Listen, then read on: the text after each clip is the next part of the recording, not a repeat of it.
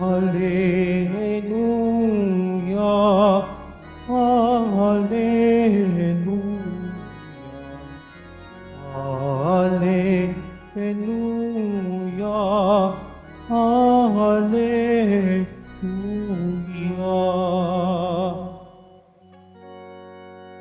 Naging anak ng Diyos tayo, sa salitang naging tao, nananiran sa mundo. Hallelujah, Hallelujah, Hallelujah, Hallelujah. Sumainyo ang Panginoon. At sumayo rin. Ang mabuting balita ng Panginoon ayon kay San Juan. Papuri sa iyo, Panginoon. Kinabukasan nakita ni Juan si Jesus na lumalapit sa kanya. Sinabi niya, "Ito ang kordero ng Diyos. Ito ang nag-aalis ng mga kasalanan ng sanlibutan. Siya ang tinutukoy ko nang sabihin kong dumarating na kasunod ko ang isang higit sa akin, sapagkat siya na bago pa ako ipanganak. Hindi ko rin niya siya lubos na nakikilala noon, bagamat ako'y napariritong nagbibinyag sa tubig upang ipakilala siya sa Israel. Ito ang patotoo ni Juan. Nakita ko ang Espiritong bumababa, buhat sa langit, gaya ng isang kalapati at nanatili sa kanya. Hindi ko nga siya lubos na nakikilala noon, ngunit ang nagsugo sa akin upang magbinyag sa tubig ang nagsabi sa akin, makikita mo ang Espiritu na bababa at mananatili sa isang tao. Siya ang magbibinyag sa pamamagitan ng Espiritu Santo. Nakita ko ito at pinatotohanan kong siya ang anak ng Diyos." Ang mabuting balita ng Panginoon. Pinupuri ka namin, Panginoong Hesukristo. Magsiupo po ang lahat. Magandang umaga po sa inyong lahat, mga kapatid kay Kristo. Sa lahat po ng ating mga taga-subaybay sa iba't ibang online platforms at sa lahat ng ating mga kadiboto sa iba't ibang panig ng Pilipinas at maging sa buong mundo kung saan tayo ay naaabot ngayon ng ating live streaming. Mapayapang umaga din po sa inyong lahat. Purihin at dakilain natin ang ating Panginoon, ang mahal na poong Jesus Nazareno.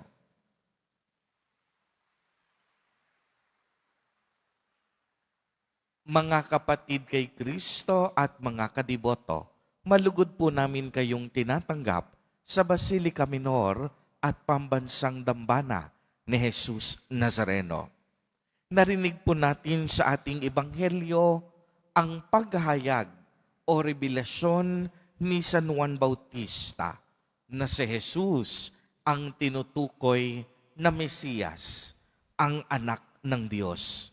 Kaya't kaniyang pinatotohanan nang si Jesus ay papalapit sa kanya, sinabi ni San Juan Bautista, siya ang kordero ng Diyos. Siya ang nag-aalis ng mga kasalanan ng sanlibutan. Si Jesus Nazareno nga po ang tinutukoy ni San Juan na dumarating na kasunod niya, ang higit sa kanya, sapagkat siya na bago pa siya ipinanganak. Ibig sabihin, bago pa nilikha ng Diyos Ama ang sanlibutan, naroroon na ang kaniyang anak na si Jesus Nazareno. Ibig sabihin, si Jesus na ating Panginoon, kagaya ng Ama, walang simula at walang wakas. Siya ay totoong Diyos. Maaalala natin na patuloy na pinapaliwanag ni San Juan Bautista na siya ay nagbibinyag sa pamamagitan ng tubig. Ngunit ang paparating na Mesiyas ay magbibinyag sa pamamagitan ng Espiritu Santo. Kaya nga akmang-akma ang pagdiriwang natin sa araw na ito, ang kamahal-mahalang ngalan o pangalan ng ating Panginoong Hesus. Siya ang anak ng kataas-taasan at kabanal-banalang Diyos. Tunay ngang si Jesus Nazareno din, ang kordero ng Diyos. Ano po ba ang ibig sabihin ng pagiging kordero? Hango po sa wikang Espanyol na kordero, ang ibig sabihin nito sa ating wika ay tupa. Kaya't ang kordero ng Diyos ay nangangahulugang tupa ng Diyos. Sa wikang Ingles, Lamb of God. Ito ay ating kinakanta bago tayo magkomunyon. Ito ay ating ipinapahayag na naaayon sa ating pananampalataya.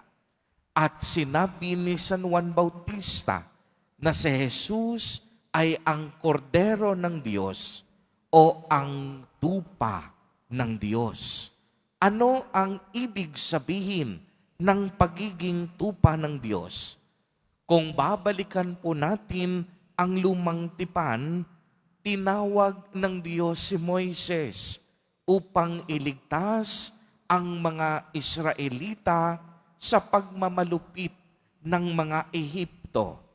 Ngunit ayaw noong palayain ng Paraon ang mga Israelita, kaya't nagpadala ang Diyos ng 10 salot. Sa pinakahuling salot, ipinag-utos ng Diyos na mag-alay ng 1 taong gulang na lalaking kordero o lalaking tupa na walang kapintasan. At ang dugo nito ang ipapahid sa kanilang pinto. At ang mga bahay na may dugo ng kordero o tupa ay lalagpasan at hindi mamamatay ang panganay na naroon. Ibinilin pa ng Panginoon na ito ay ipagdiwang ng mga sumusunod na henerasyon sa pamamagitan ng pagdiriwang ng tinatawag nilang Passover.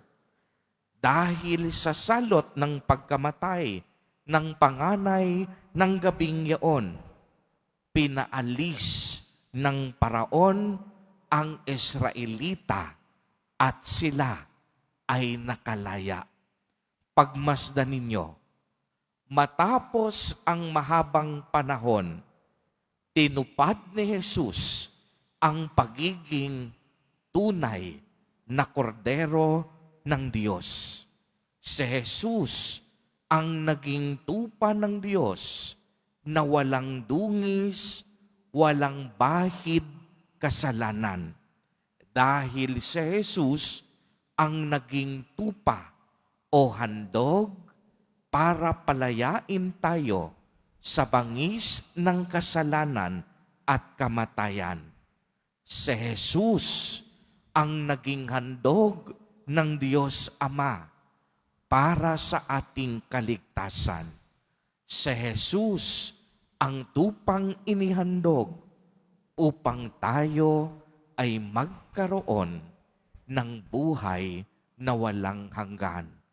Kaya't sa pagdiriwang ng ating banal na Eucharistia, ating ipinahayag na si Jesus Nazareno, ang kordero ng Diyos na nag-aalis ng mga kasalanan ng sanlibutan.